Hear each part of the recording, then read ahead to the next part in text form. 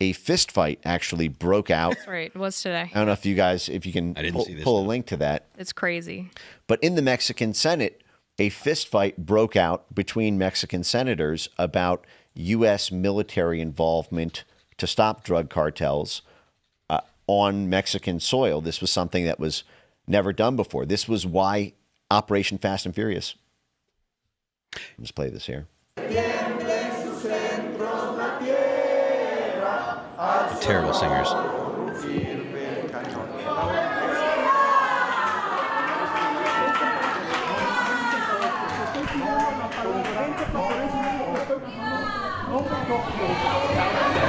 15 horas con 12 minutos con la entonación del himno nacional mexicano a capela.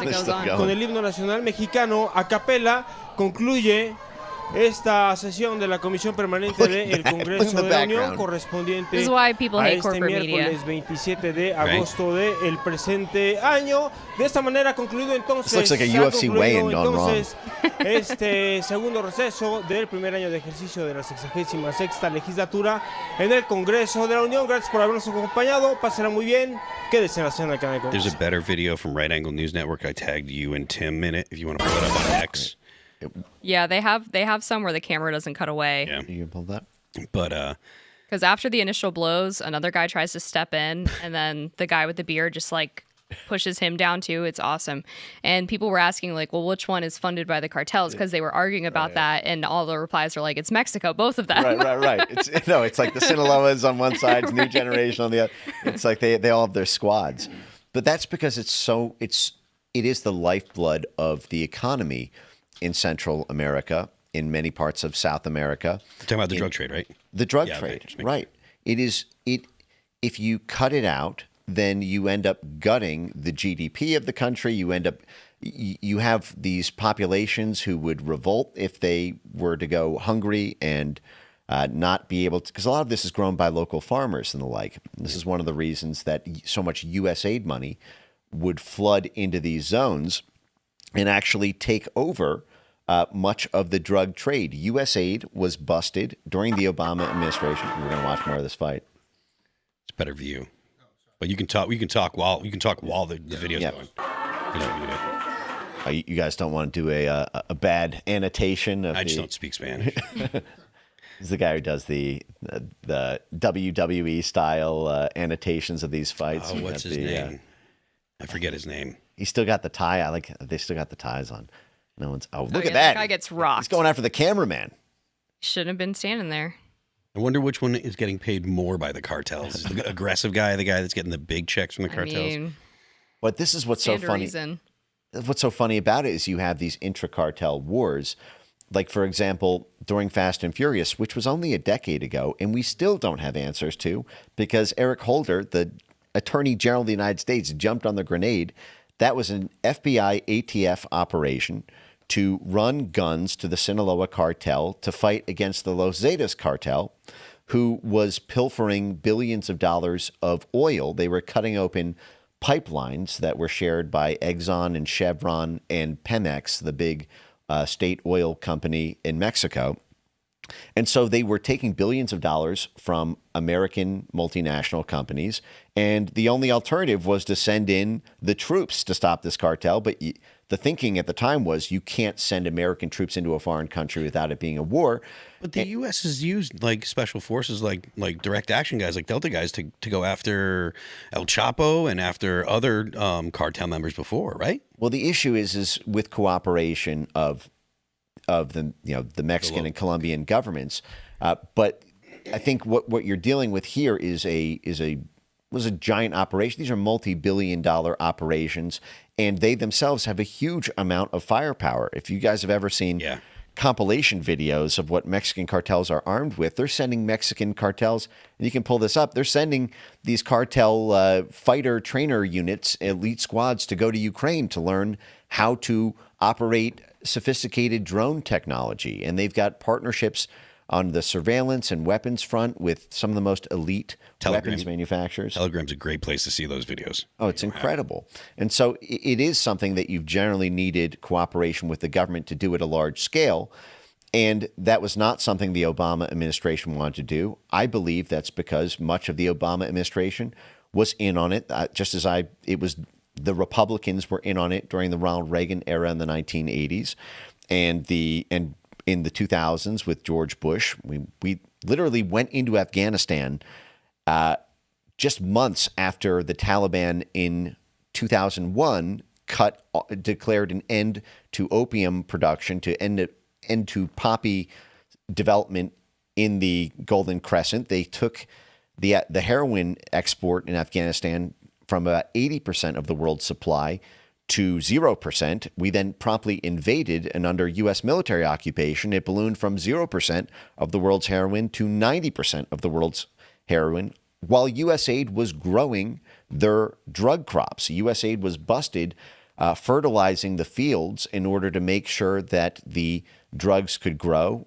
just like USAID was pushing for the drugs to continue flowing during the Biden administration. And I believe one of the answers to this, on all things Mexico foreign policy, on all things narco trafficking, and related to this Fort Bragg story, is we need the USAID files on the drug trafficking side of things. The USAID is in this drug business, and currently we have more transparency from the CIA and the NSA and the FBI than we do from USAID. It closed down, but we have 60 years of history that we can't get access to because they're not publishing any of the files from the agency that shut down.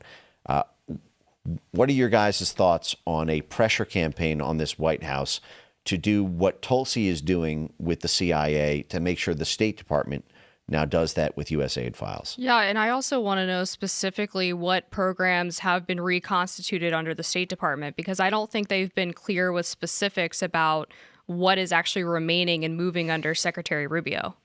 Yeah, I mean, look, I don't know exactly what levers need to be pulled to get the administration to start releasing information about USAID and the policies and activities and what they've been doing in the past. But I do think that it's pretty obvious that that's something that the American people would want, right? Like, they like the fact that these kind of blob, to use Mike's term, these blob organizations have been significantly dismantled, and it's very popular with the American people. And I think that the next step should be to make their activities something that the American people are aware of. Maybe it'd take congressional hearings. I don't know. Maybe it would take something. Maybe Marco Rubio in state has to do something. I'm not the guy to ask, but I think that whatever information can be put out there is something that the American people would want, right? Yeah. So just a little bit more on this, then we'll move on to the next thing.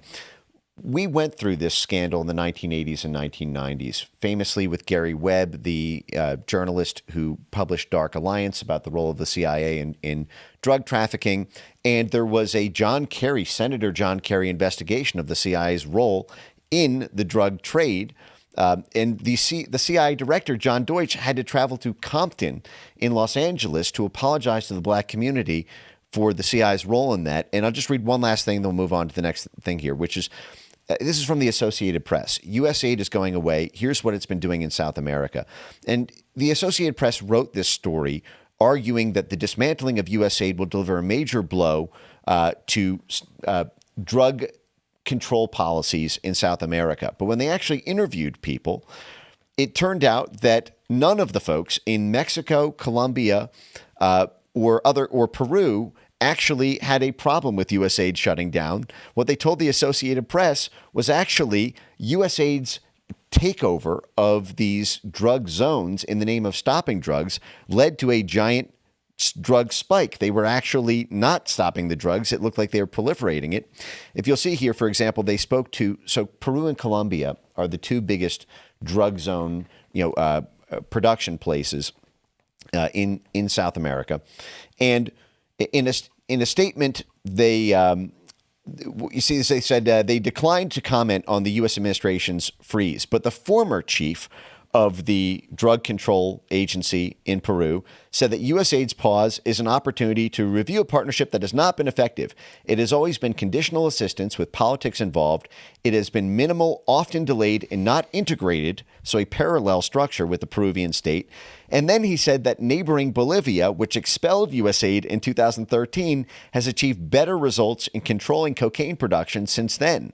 So actually getting rid of USAID, this is what the former chief of the Drug Control Agency, they formally don't offer an opinion, but they say, if you actually look at what Bolivia did, they did better under it. And so I think that all these files around the drug trade and USAID would be incredibly explosive and an opportunity to go after corruption on totally non-politicized grounds, something that Democrats and Republicans, I think, would both support, seeing their own, just as the black community was enraged in the 1980s and 90s about the CIA's role in the drug trade.